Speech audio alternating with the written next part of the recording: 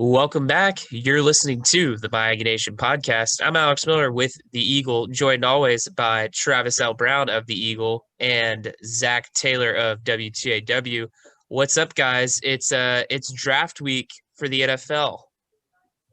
Yes, it is. It's a big time for some guys. They are going to get to see if they get to play at the next level, sign as a free agent, what round they're going to go in. Always exciting. Yeah. Oh, go ahead, Alex. Oh, no, you got it, Zach. So I'm just interested to see who, in fact, will be that first Aggie off the board. I know that that's something that everybody's wondering. Of course, when will that be? So I guess without trying to take over the show here, but what do you guys think? Who do you think will be the first off the board, and when will they go? Well, of course, Shireen said that Kellen should be the first guy to go. She thinks that from what she's hearing from guys and scouts that, of course, he could move up as high as maybe even the second round. I know Mel Kiper is thinking him more of a third to fourth round pick. Todd McShay is a little bit higher on him in that second round range. So I think you'll see Kellen Mond go first. And then really, I think the interesting one is going to see who goes second, because that is going to be a tight race between Dan Moore Jr. and Bobby Brown at maybe who gets taken next. I probably give Bobby Brown a little bit of the edge, but I think one of those two. I think what's going to be interesting too is in the years past, there's been a decent amount of Aggies that have gone in the draft every year. This is a pretty loaded draft with a bunch of opt-outs and things like that. Will they see the same numbers? I could see as many as 6 going in the draft, or I could see as few as 3 going in the draft. Yeah, I think it's no question that Kellen is probably going to be the first A&M player off the board. I agree with Travis that it'll be interesting to see who goes second. Bobby Brown had a very impressive pro day back in March, but Dan Moore, people like his tape. I mean, and tape doesn't lie. So really interested to see how it shakes out. A lot of A&M's actions definitely going to be day 2, probably particularly day 3. It's a loaded draft. So in a year where A&M has some really talented guys, there may be guys that are left having to fight for spots after some undrafted free agent signings. A&M has 2 guys that opt out, and Jamon Osmond and Anthony Heinz Jr. Those are 2 of the guys that, if you look at some of the player rankings and some of the draft, they're bubble. They're either going to go as a undrafted free agent, or there might be a late round guy. Do you think opting out was the right decision for these 2 now that we're getting closer to the draft and seeing some mock drafts and hearing some of the conversations that Jamon and Anthony, it worked out for them? Or do you think they probably should have come back and gotten a little more tape? Well, hindsight, again, is always 20/20 on situations like this. I mean, you could always say, too, that they avoided being injured because that's always a possibility whenever you're playing full time. But, but neither one of these guys has just a whole heck of a lot of tape that you can go off of. I know Osmond, 3 seasons under his belt, did not look very good at pro day. We've talked about his 40 time. Again, you can kind of look at some of the tape that he's had. He's never been an explosive guy. He's been kind of that solid receiver that you can expect to make some catches, but never been the guy that's going to out athlete the defense, I should say. He's not going to out jump the corners. He's not going to outrace them. Could a swap to tight end be a possibility for him? Because he is a bigger body guy. I don't know. But it was strange at pro day when he's talking about, I did it because I wanted to work on my route running. I don't know a lot of people that, or I don't see how you can expand or improve your route running by not playing games. I think that's the best tool, the best way to learn is playing against other competition. And so, I don't really think it benefited them at all with Heinz and so many injuries. Anthony Heinz, a talented player, no doubt, but he has dealt with a lot of injuries in his career.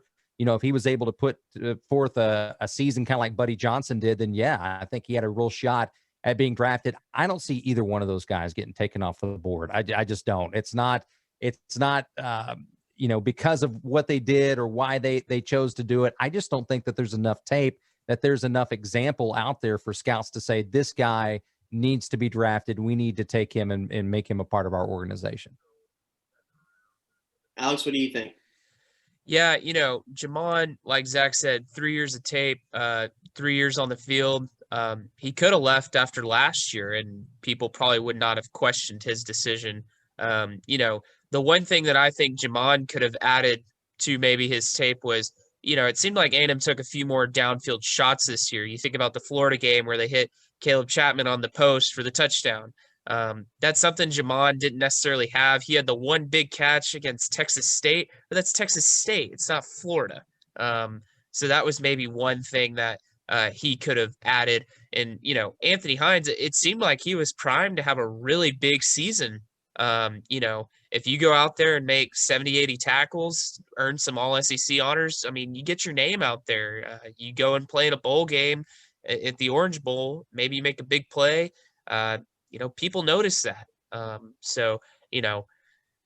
Like Zach said too, hindsight's 2020. Wish them the best, but they might have missed out on a little bit here or there. Wrapping up draft talk, let's just throw it around the wheel. What do y'all think number of A&M players selected? I'm going to put it at, getting a phone call now.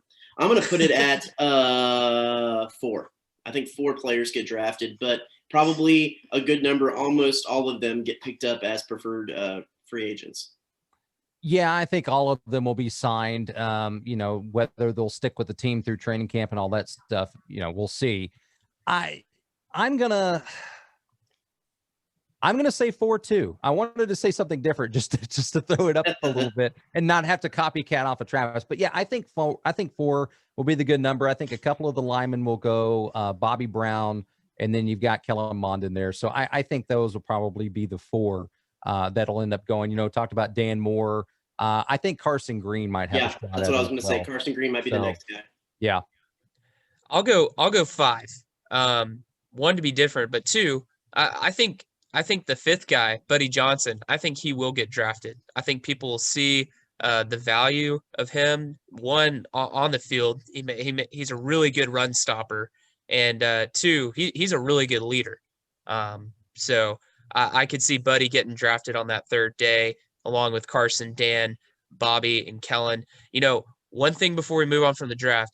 What's interesting, A&M went 9-1 last year. They won the Orange Bowl. They don't have a bona fide first-round pick. I feel like that's something that's interesting about this year's draft prospects for A&M.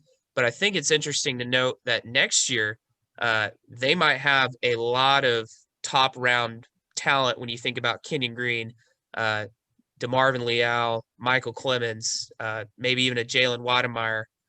So I'm curious to see what next year's draft looks like for A&M, even though we haven't even gone through this one yet. And that's exactly what Shireen said the scouts were saying. Next year is going to be a huge one for the Aggies.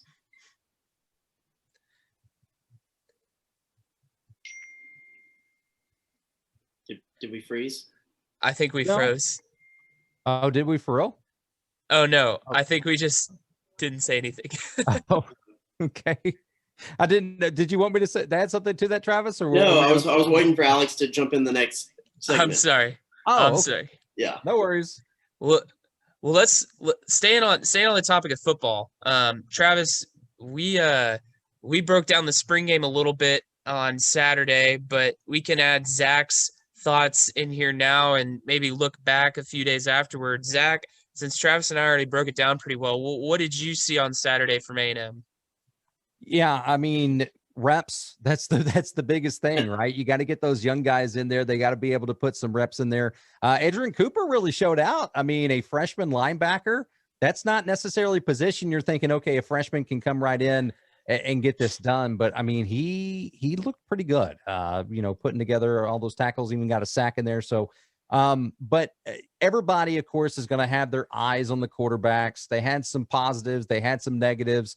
Jimbo Fisher was asked about it afterwards. He says, I'm not worried about the quarterbacks. It's everybody around them. We've got to be able to show these guys, or I should say, give them the best supporting cast that they can have, because especially when they're young guys, it's hard to make up for those mistakes that your teammates might be making. So Offensive line, I think, is the biggest one to keep an eye on. I mean, again, a lot of injured guys on Saturday.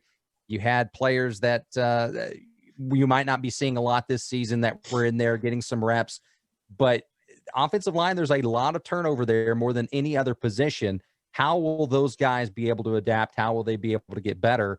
I don't think you really saw that much on Saturday because, again, you had some injuries there. You had guys that were filling in that probably will not be doing so during the season. So it is what it is. It's a glorified practice, let's be honest, but it is good to see everybody out there. It is good to see fans back in the stands too, and kind of a return to normalcy since they didn't have a spring game last year. Yeah, it was the guy who really, the more I thought about it afterwards, that really actually kind of stuck out to me was Jaylen Preston, because he made some really great catches, ran some really great routes, and he was actually one of the few guys that was doing it against the first team defense, as much as the first team defense was out there, because he was on the white team, which was second, third string guys. Maroon was more first, second string guys, and he put up some really good numbers and ran some really great routes against A&M's what mostly is their first team defense. And so I think that should probably get a little bit of a hat tip, because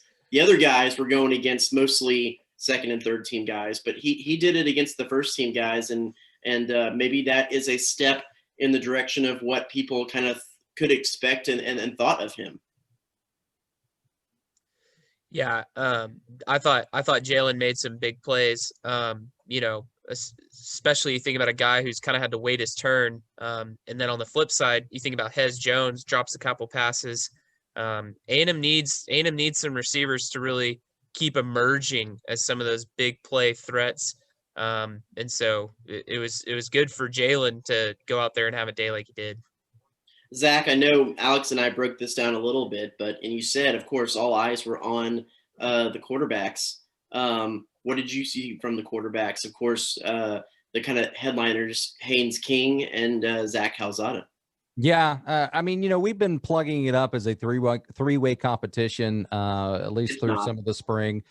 You weren't maybe, but other people were. Yeah, Eli Stowers is a freshman. He's not ready physically. He looks like he is. I mean, he's like one of the biggest guys. I think he is the biggest quarterback that's out there. But yeah, I mean, his performance, it's pretty indicative that he is a freshman. He's got a lot of learning to do. But between King and Calzada, fairly similar days in their final numbers and what they were able to put up. What will those guys do in actual game action? I mean, we've seen both of them playing in real games.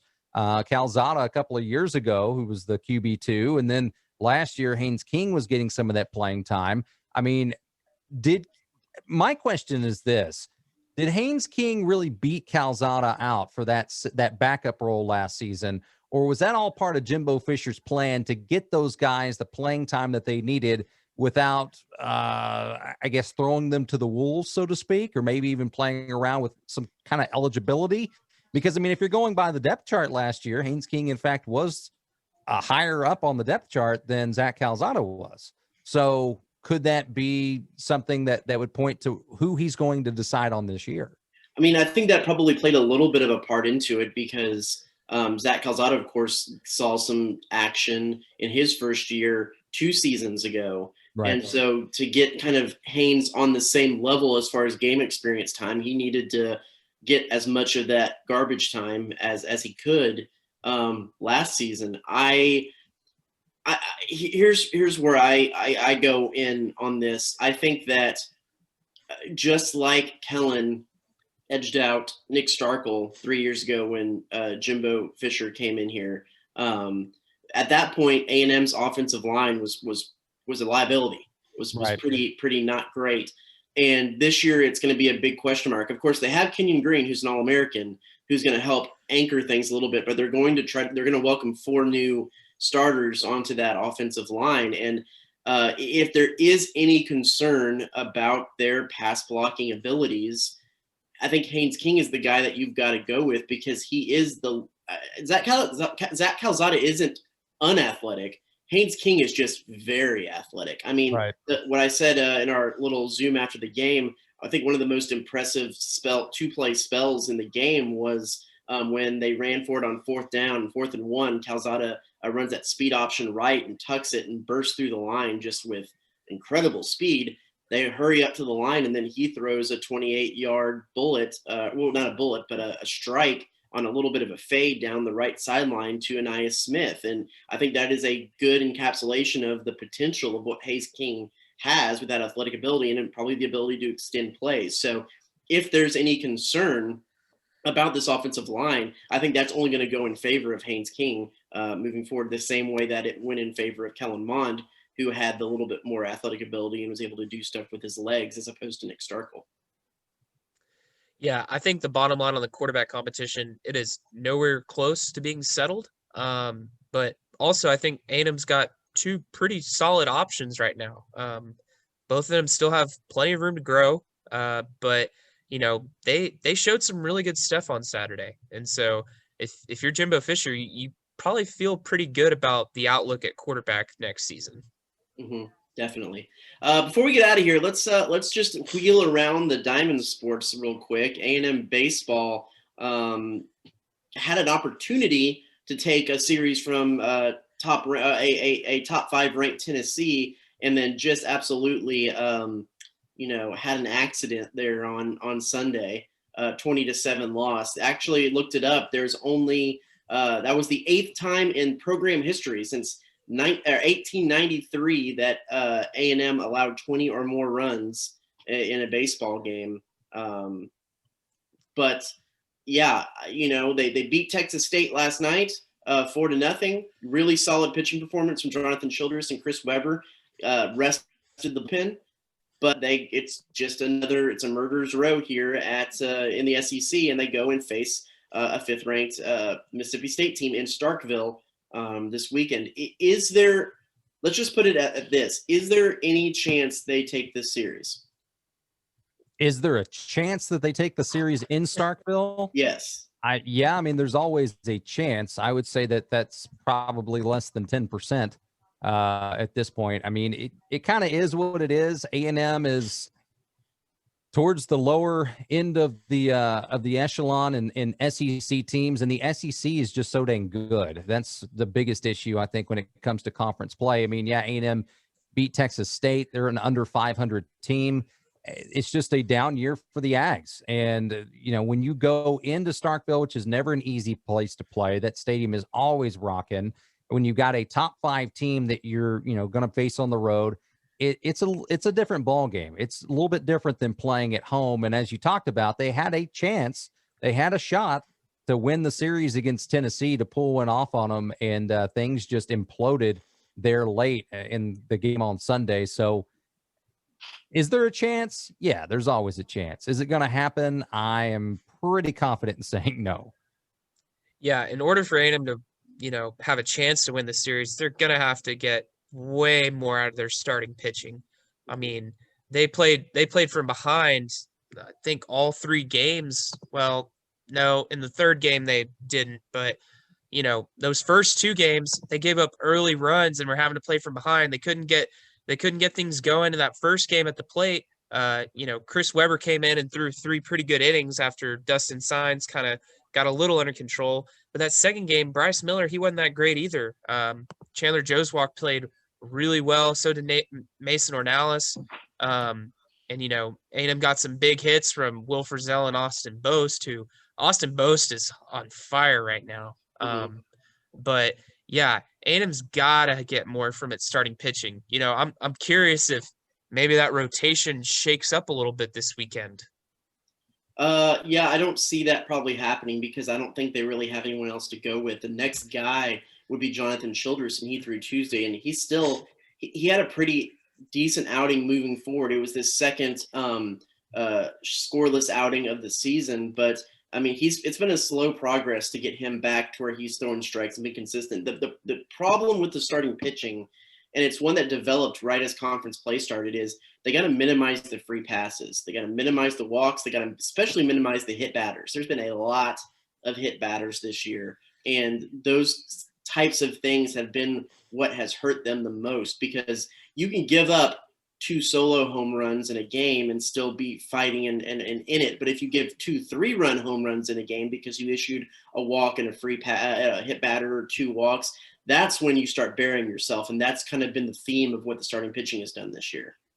Yeah, it's always about limiting shooting yourself in the foot, and free passes is always generally going to come back and bite you. And for A&M, it is happening quite a bit. So yeah, I mean, if the Aggies want an outside shot of really making some noise going down the stretch, they're going to have to perform well this weekend. But I just, man, you talk about an uphill battle for sure. So we'll see. As we say, time will tell. But you've got Mississippi State this weekend.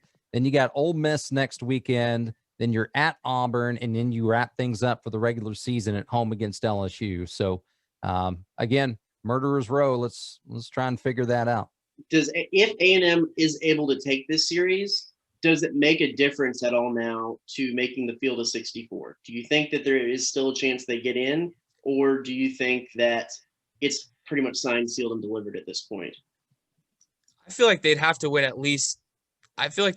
every single series from here on out. 1, to get the RPI up, 2, to get that conference wins up. I mean, you think about the record in SEC play you kind of need to get into the tournament. I mean, 13-17 is like kind of that cutoff line. Teams that don't go at least 13-17, they don't make it into the NCAA tournament. The more important thing too is you got to win games to get to Hoover. I mean, right now, A&M, they're in a tie for 12th with Missouri, which owns the tiebreaker over A&M because they won the series. So I think getting to Hoover is your first priority. The thing about getting to Hoover, though, is to win that tournament, you need the pitching. And I don't know if A&M's got the pitching to make a deep run in Hoover to, kind of give them that last second chance to make a run at the NCAA tournament. They don't. Right now, they're sitting at RPI 84, which is going to be tough to make up some ground. But if you take a series from another high quadrant 1 team, they moved from about 120 to the low 80s with that 1 win in Arkansas for the most part.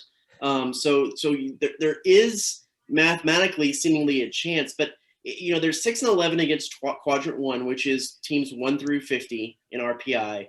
The thing that hurts them is quadrant 3. That's teams 101 through 150. They're 2-5, and that includes 2 of the losses to Missouri, 2 of the losses to Xavier, and the loss to Abilene Christian. And then, of course, they also have the loss to Rice, and they're at quadrant 4. They're ranked number 208.